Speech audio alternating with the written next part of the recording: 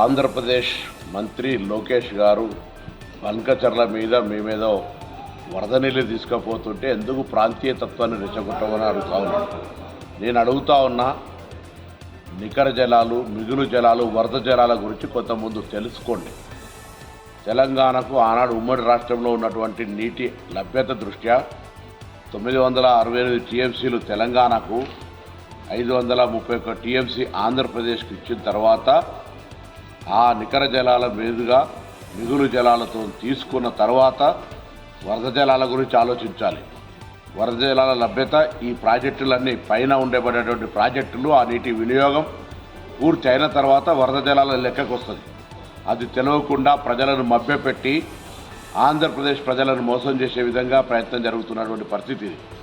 తెలంగాణ ప్రజలకు సంబంధించిన హక్కు ఆనాడు ట్రిబ్యునల్స్, కేంద్ర ప్రభుత్వాలు నిర్ణయం చేసిన ప్రకారంగా మా నీటిని ఒక చుక్క కూడా వదిలిపెట్టుకోలేము. గతంలో ప్రభుత్వం ఏదైనా పొరపాటు చేస్తుంటే మీరు ఒక పద్ధతి ప్రకారంగా ఉండాల్సినటువంటి సీనియర్ నాయకుడు చంద్రబాబు నాయుడు గారు, వారి పట్ల అందరికీ గౌరవం ఉంది. కానీ ఈ దిశలో నీటికి సంబంధించిన అంశంపై ఇరు రాష్ట్రాలు ఘర్షణ వాతావరణం తెచ్చుకోవడం మంచిది కాదు.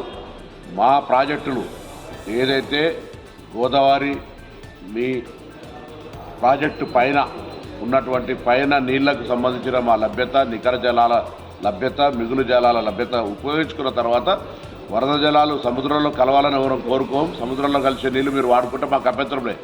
కానీ మా కోట, మా వాటా, మా నీళ్ల యొక్క వినియోగం పూర్తి కాకముందే మీరు వరద జలాల పేరు మీద దాన్ని ఏదో చేస్తున్నామని చెప్పి దాన్ని ప్రాంతీయ అసమానతలు రెచ్చగొట్టారు.